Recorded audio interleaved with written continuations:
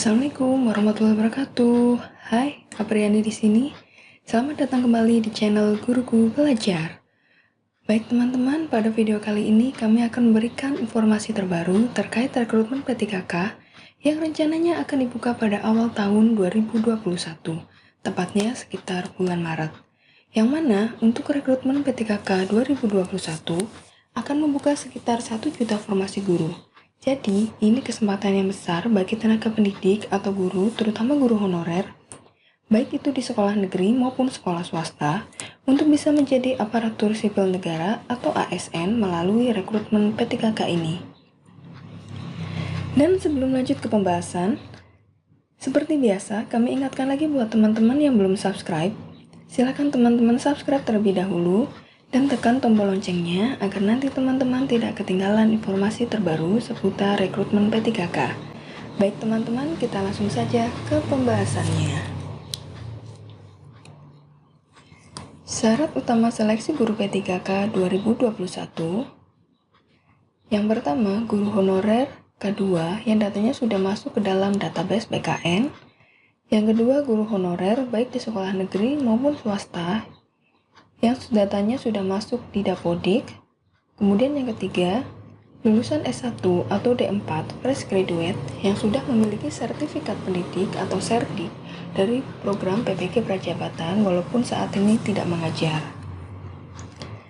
Yang perlu diperhatikan bahwa tidak wajib memiliki NUPTK. Jadi buat teman-teman yang ingin mendaftar seleksi P3K walaupun saat ini tidak memiliki NUPTK, teman-teman masih bisa untuk mengikuti seleksi P3K ini karena NUPTK sifatnya tidak wajib. Untuk NIK dan tempat atau tanggal lahir pada Dapodik harus sinkron dengan data yang ada di Dukcapil. Jadi teman-teman pastikan dulu data NIK teman-teman yang ada di Dapodik dengan di Dukcapil harus sama datanya sehingga nantinya tidak akan bermasalah pada seleksi administrasi dan juga saat pemberkasan di akhir nanti. Nah, begini alur pendaftaran seleksi P3K. Jadi yang bisa mendaftar nih kategorinya, yang pertama guru honorer baik di sekolah negeri maupun swasta yang datanya sudah ada di Dapodik. Kemudian individu baru, di sini maksudnya adalah fresh graduate dengan syarat memiliki sertik. Kemudian juga guru honorer K2 yang datanya sudah masuk dalam database. Kategori inilah yang bisa mendaftar di akun SSCN untuk mengikuti tes seleksi P3K. Yang perlu diperhatikan di sini adalah masalah linearitas. Linearitas di sini untuk jenjang kualifikasi pendidikannya minimal S1 atau D4, kemudian harus sinkron atau linear dengan jenis sertifikasi Permendikbud nomor 16 tahun 2019 dan juga harus linear dengan formasi mata pelajaran yang nanti akan dilamar oleh teman-teman pada saat seleksi P3K.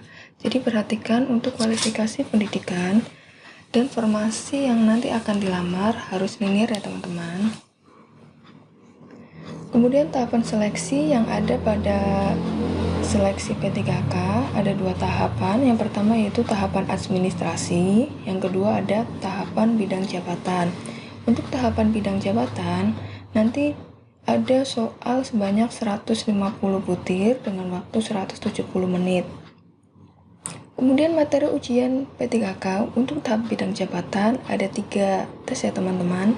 Yang pertama yaitu tes kompetensi teknis dengan jumlah soal 50. Kemudian yang kedua ada tes bakat skolastik dengan jumlah soal 40.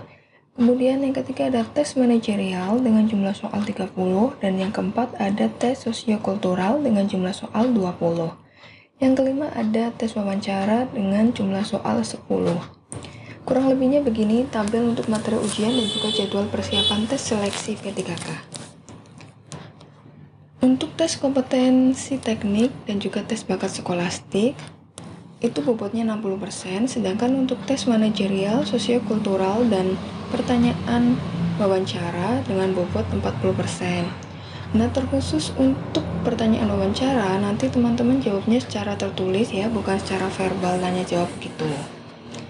Nah, untuk ujian P3K ini berbeda dengan ujian CPNS, karena pada seleksi P3K ini tidak ada seleksi kompetensi dasar atau SKD, yang ada hanya seleksi kompetensi bidang atau teknis saja. Jadi hanya ada 2, kalau di CPNS kan ada 3 ya teman-teman. Kemudian untuk jadwal persiapannya di bulan Desember ini akan dilakukan database kualifikasi info GTK, kemudian juga untuk mendata kebutuhan guru. Kemudian di bulan Januari Kemendikbud akan melakukan kualifikasi pendidikan. Kemudian di bulan Februari Kemendikbud juga akan memberikan materi pembelajaran mengenai materi untuk tes seleksi kompetensi bidang. Kemudian kemungkinan di bulan Maret akan diumumkan seleksi PTKK yang akan dilanjutkan dengan ujian seleksi. Lalu bagaimana sih ketentuan kelulusan PTKK 2021? Ingat ya teman-teman, yang perlu digarisbawahi di sini adalah bahwa tes P3K ini merupakan seleksi, bukan pengangkatan 1 juta guru honorer menjadi ASN P3K. Jadi teman-teman harus lulus seleksi terlebih dahulu agar bisa menjadi ASN P3K. Lalu ketentuan kelulusannya, untuk peserta yang lolos passing grade atau PG dan punya nilai tertinggi akan ditempatkan di sekolah pilihannya. Sedangkan untuk peserta yang lulus passing grade namun tidak mendapat tempat di sekolah pilihannya, dia mempunyai 2 opsi.